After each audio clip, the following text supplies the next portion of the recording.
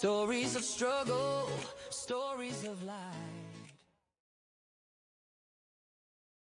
Welcome into another great episode of Let's Talk Local.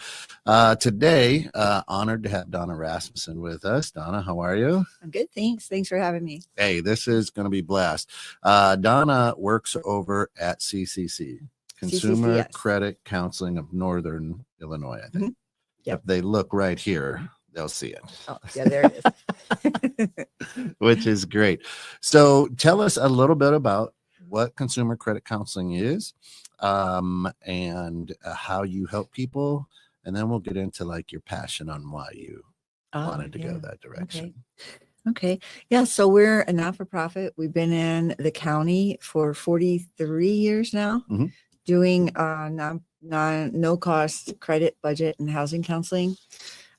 We've helped 10,000 people Wow. over those years, probably more. Stay in their homes, balance their budgets, build their credit, fix their credit, get credit.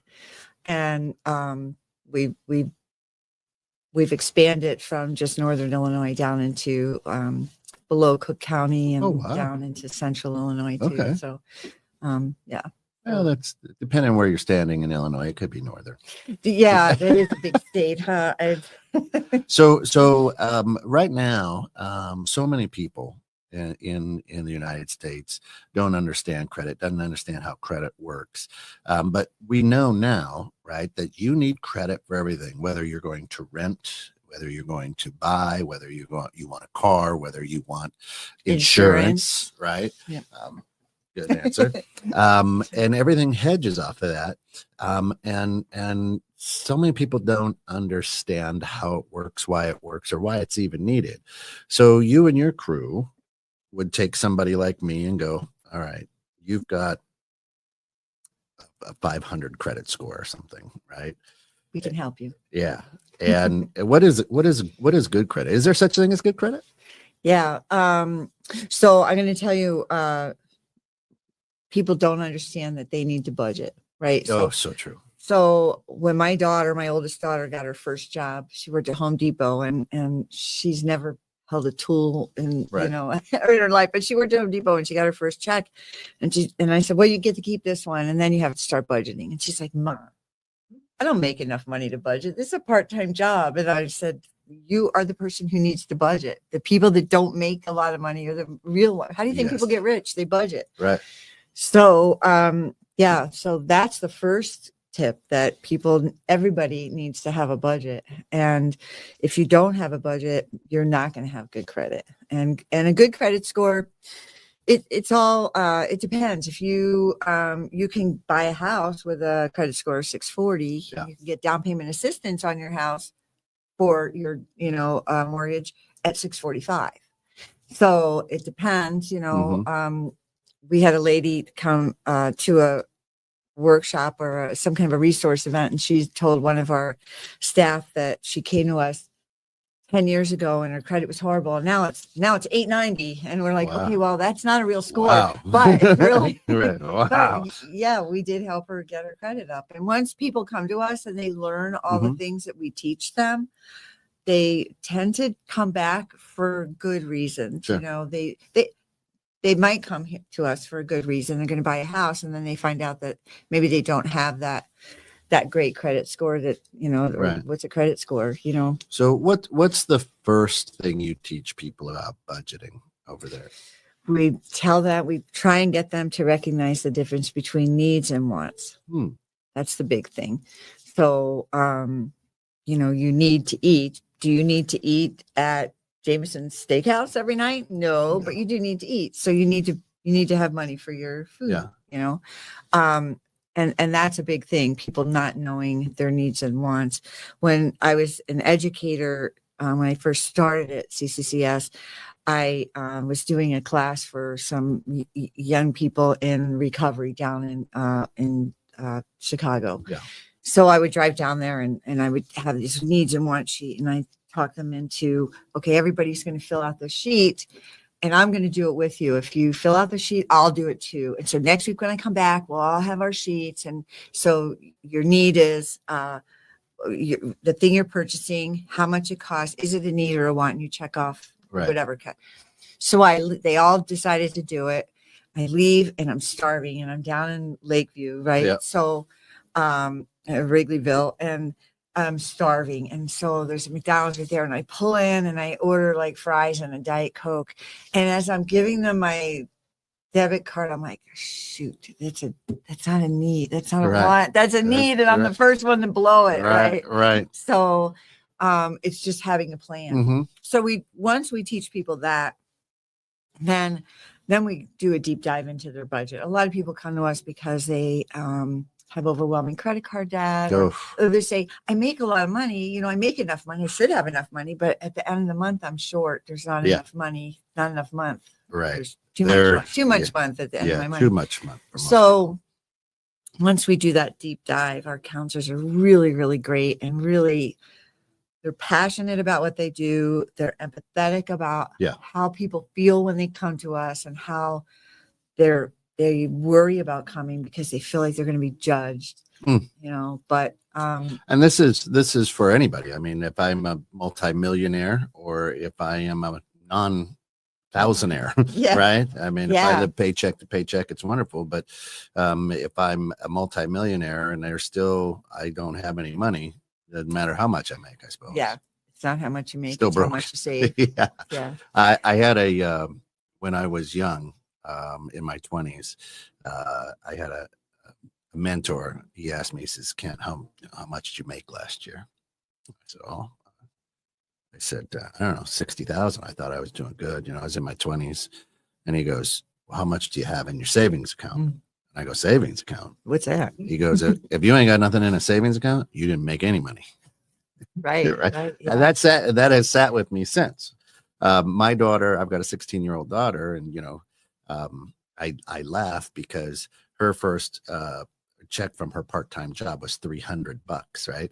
And I laugh because I was like, I made $3.50 an hour, and I was excited because I made $45. Yeah, I think that's probably what my whole paycheck was my first year in the Navy. Service. and so I told her, I said, okay, what are your expenses? She goes, my what? I go, yeah. So here's an idea: is you need to budget. So you're going to want a car. Cars, there's insurance, there's this, there's that, So I started talking to her. I said, so you live at home. You really have no expenses. So you shouldn't spend more than $25 a week. What are you going to get? Starbucks or something? I said, you shouldn't spend more than $25 a week. That you should put the rest into a savings account and let it just grow. Right. She looked at me like, what? Nuts. Right. And so we do battle with that. I never thought of going, the needs and want, because my goodness, I don't want Amazon to show up every day at my house, but certainly, certainly it does, right? Which is crazy. So, as you're doing this, there's got to be some aha moments that you and your staff just love when the light turns on for. Yeah, you can kind of almost see it happening when people are like, their eyes get big and they're like, oh, and it really is aha. So we have people that come in and, like I said, they think they don't know where all their money is coming. And so our counselors are looking at their bank account. We're looking at bank statements and they're seeing, wow, you're eating out a lot. Or we find, oh, you got a lot of DraftKings purchases on here. Oh boy. And it sounds funny, yeah. But when we see it, we're like, is this a problem, or is this something that you've budgeted for? And if it is, then okay. But we see a lot of that in Google Play and Candy Crush purchases and stuff like that. But when we see those things and we ask that question about, and there's questions that you ask about gambling, and we can refer them to Nicasa in Volo. We can refer people and get them the help that they need, because sometimes they don't realize it's a problem. They're like, oh, they're not looking. Who reconciles their bank statement anymore, right? No, nobody. Yeah. Nobody. So I know I don't even do it.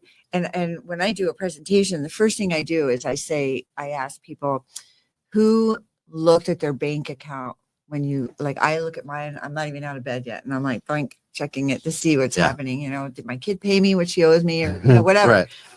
And did the mortgage come out? And pretty much if everybody's honest, they will raise their hand. Mm-hmm. Everybody checks their bank account on their phone at some time during the day. Yep.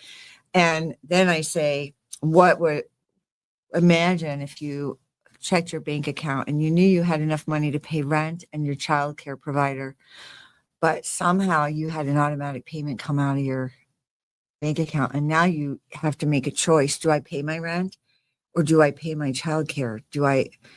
If I don't pay my child care, then I can't go to work. If I don't pay my rent, then I can't live in a house. Right. So they have to figure this out and imagine not having anything else to rely on. And a lot of people aren't going to ask people. They're not going to ask family or anybody because it's embarrassing. And your financial institutions certainly are not, right? I spent 18 plus years working for banks. And I had those conversations like, hey, you're behind on your mortgage. Well, I got to pay my car payment because I got to get to work. Yeah.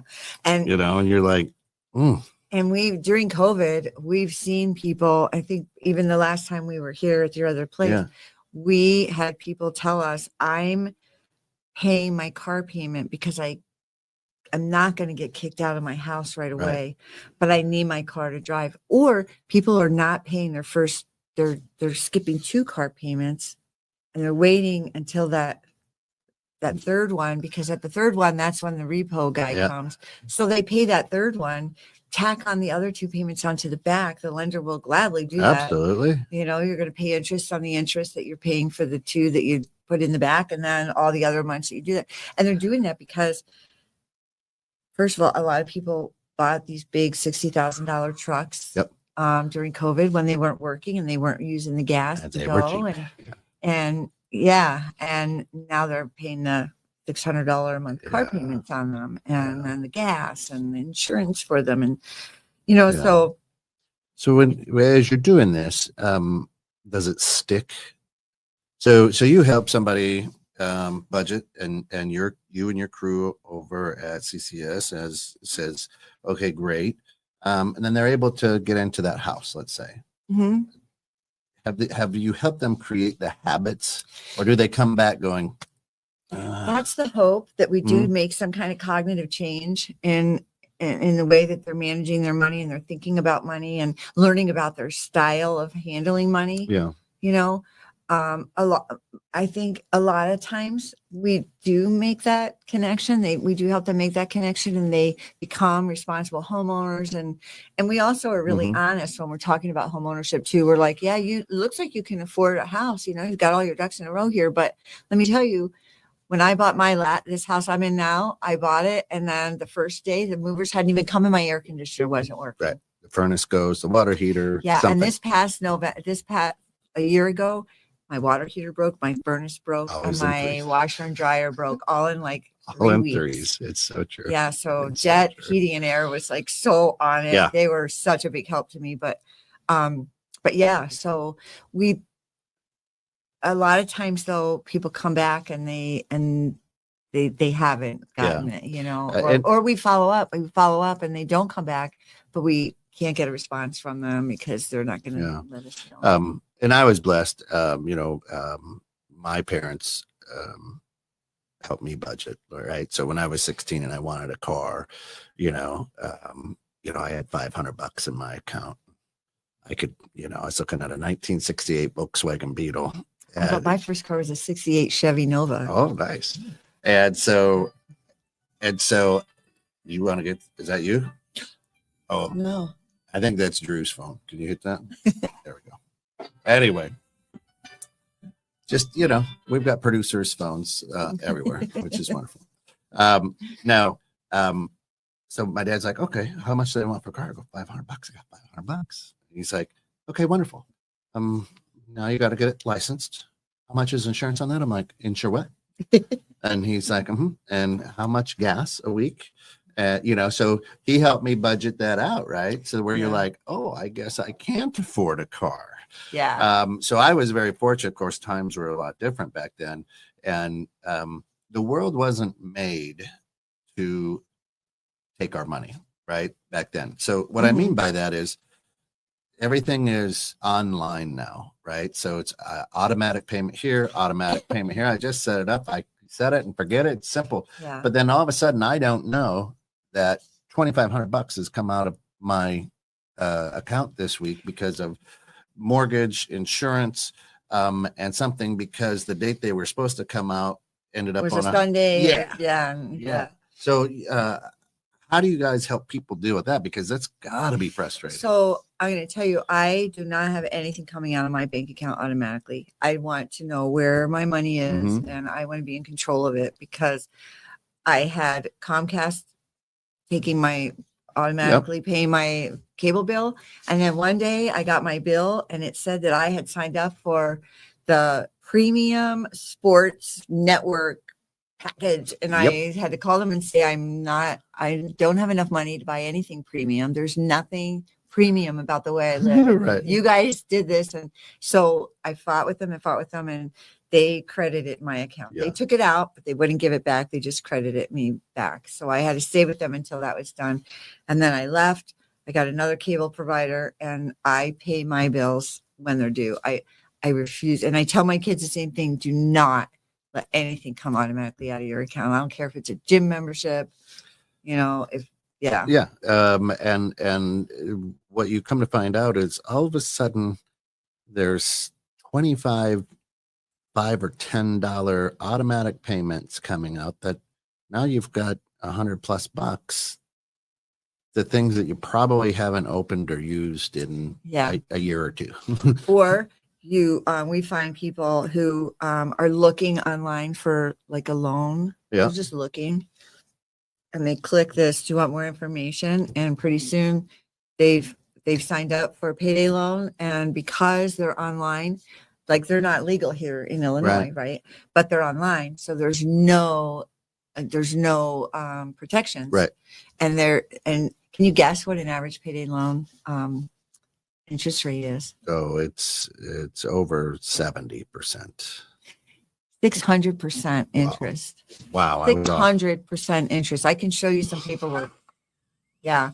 So somebody who borrows $1,000 is making a $250 a 2-week payment, $200 every 2 weeks. Right. And like $4 of it is going to their $1,000 payment.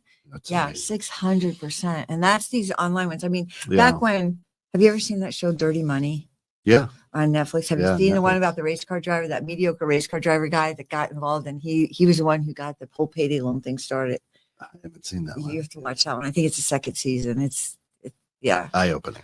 Yeah. Eye-opening. Yeah. So we see a lot of people that end up with that. And now we have a debt management plan with our agency that can help people who get into that credit card debt thing, but we can't do payday loans. But there are agencies that we know that can, and it's a great thing that agencies will take on these payday loans because they're not reportable to the credit bureau. bureaus. They're not reportable. So the minute someone signs up with the Consumer Credit Counseling Service in Rockford is who we would refer people to.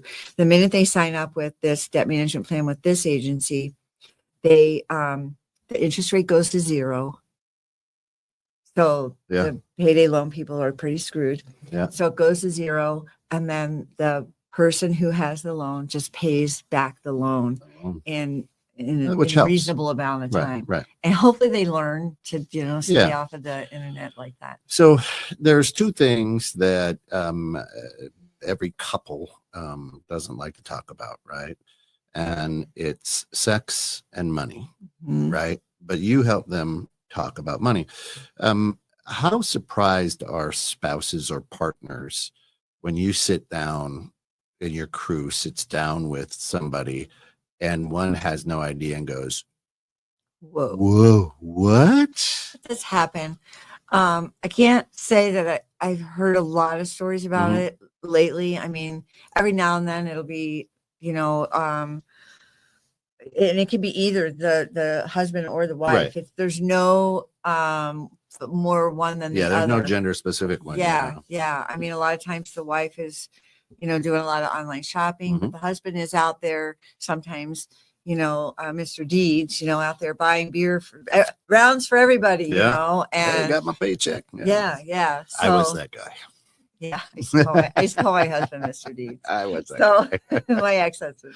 So but so we do see that, and people come to us too, and they're struggling mentally because of the financial issues. And so but we have people come and say, I'm not sleeping at night. Haven't slept in a month. My doctor says I'm ready to have a heart attack. I can't answer the phone. I'm not checking my mail. My marriage is ending. There's so many things. So stressful. And people just, I think they get into it and then they don't know how to get out, and they don't talk about it. So we're with Donna, and it's Consumer Credit Counseling Services of Northern Illinois. If you look right underneath this here, if you scan the QR code that's right over Donna, that'll send you right there to illinoiscccs.org, and you can get answers and help. Now let's talk about credit for a little bit, because again, it's a mystery. So I come in and I've got bad credit. You guys know how to work with that or repair it to help get it moving in the right direction. Is there an overnight, No. easy breezy, and all of a sudden I get 100 points? Or no, but we do have programs that can help people who either have no credit because they've just never had credit, or people who, a pandemic happened, a medical issue, I mean, anybody, I have someone with a disability, and I always say anybody can join that club at any given moment. You never know, whether it's going to be you or, but, and it's the same with this, with the credit, it can happen.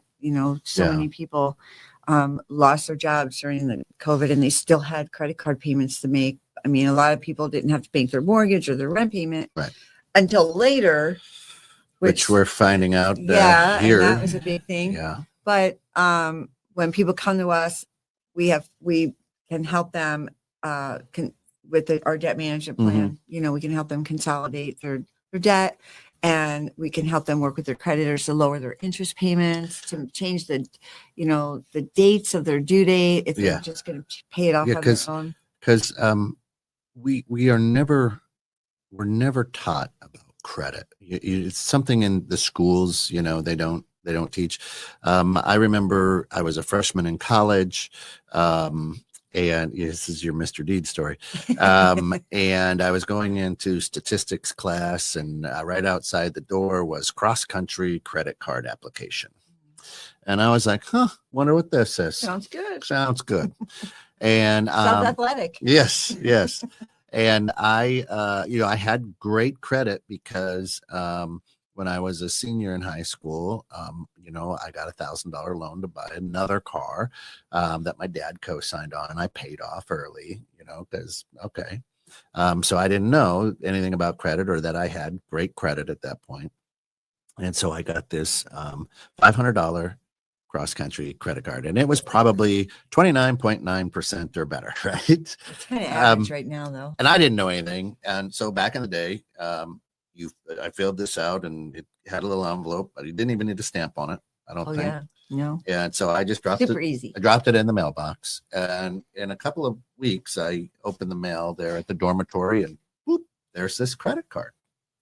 And so I'm like, I'll be doggone. Now, being an athlete, basketball guy, me and my two roommates, I'm like, let's go down and get some new shoes. So we go down to the sporting goods store, and I grab a pair of shoes. And again, I have no idea how credit works. I'm 18, 19 years old. And the guy's like, okay, whatever. How do you want to pay for it? I'm like, I'll just use this. So I handed it to him.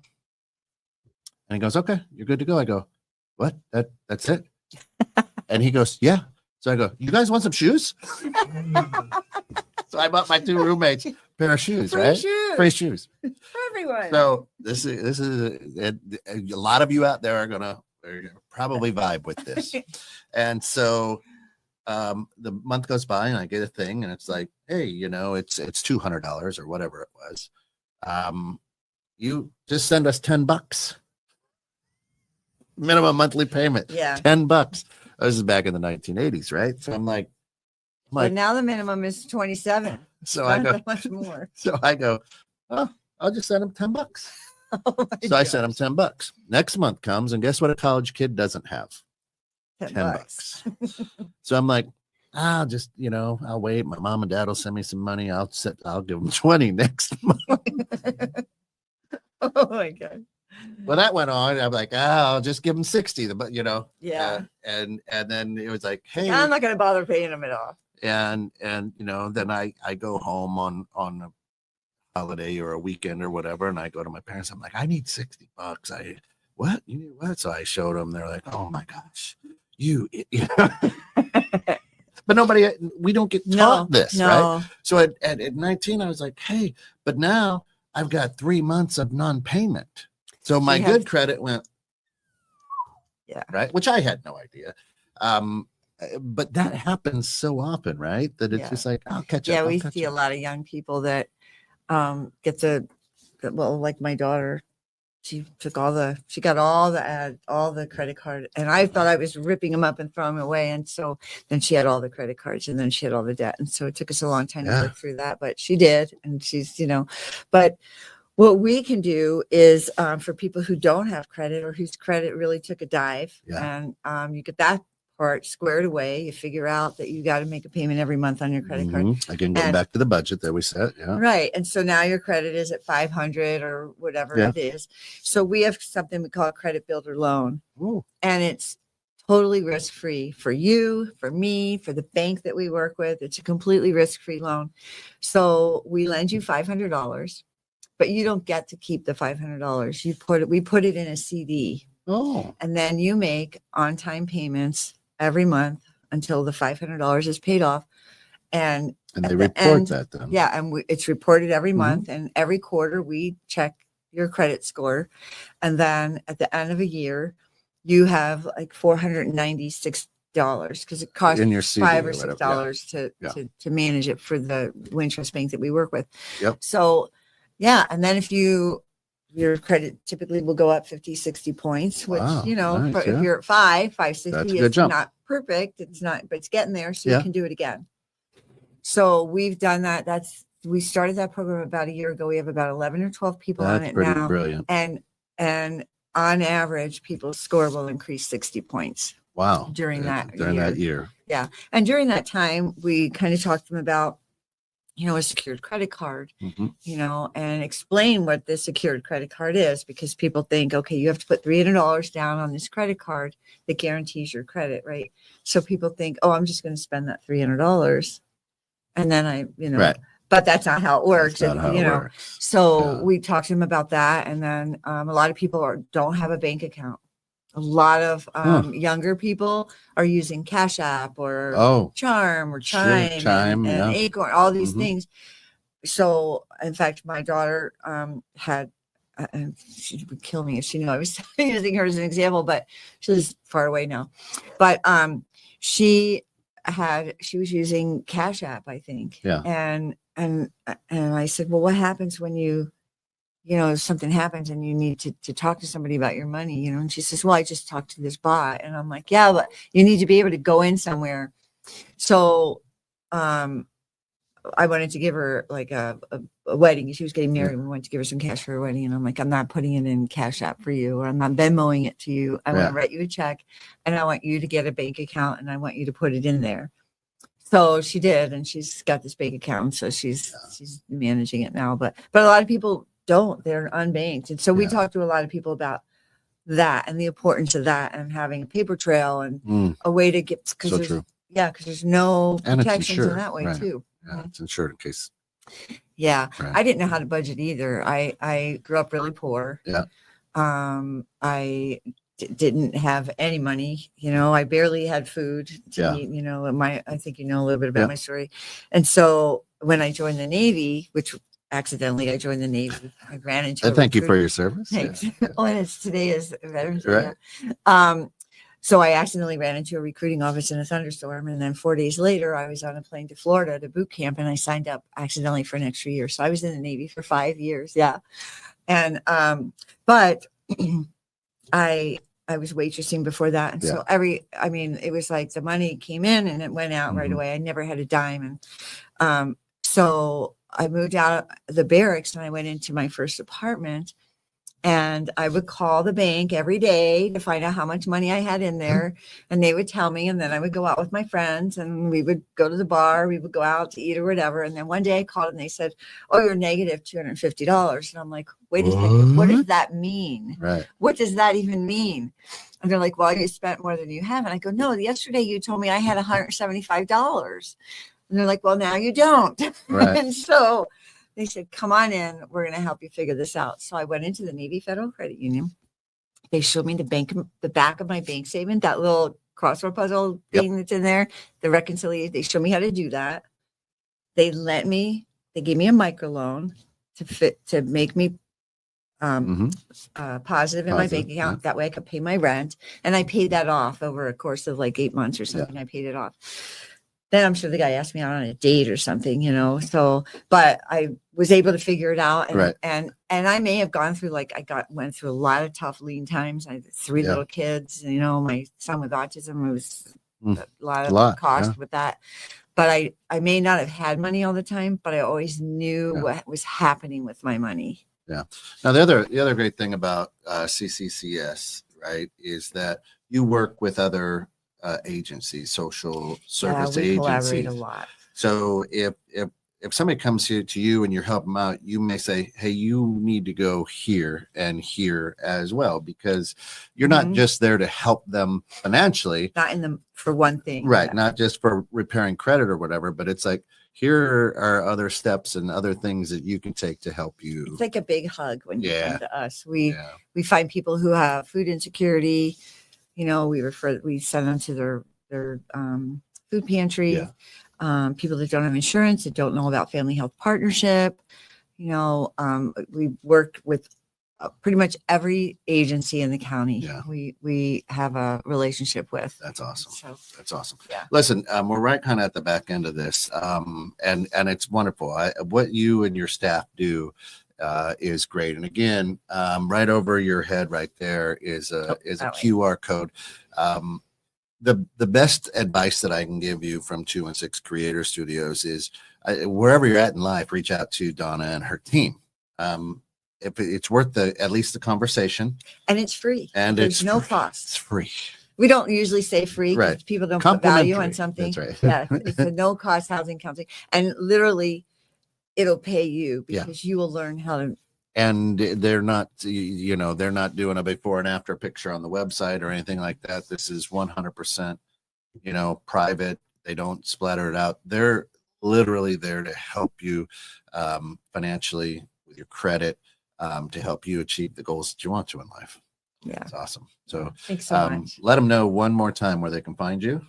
We're at IllinoisCCCS.org if you're looking for us online. Yep. We have an office in Woodstock at 13707 West Jackson Street up by the water park. Up by the water park, yep. And we also have an office in Elgin where we have a counselor there all the time. And we actually provide our services in English and in Spanish. Nice. And we always answer the phone. So you're not going to have to press 1 for this or 2 for that.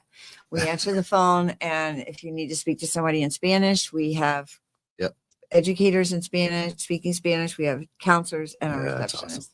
That's awesome. Yeah. Listen, that's going to do it for this episode of Let's Talk Local. Donna Rasmussen from right behind me, Consumer Credit Services of Northern Illinois, and reach out to her. Or if you know somebody, especially going into the holidays, which is a very stressful time and people tend to get out over their skis or wish they had skis to get out over, reach out to Donna and her team because they will take great, great care of you. So for all of us here at 216 Creator Studios, thank you so much for jumping in. And listen, let's talk local, but go global. Every story's worth a little bliss. From the heart of the town to the open air. Let's talk local. We're taking you there. 216 Creator Studios, where the magic starts. Local businesses, their real work of arts. From the cafes to the shops.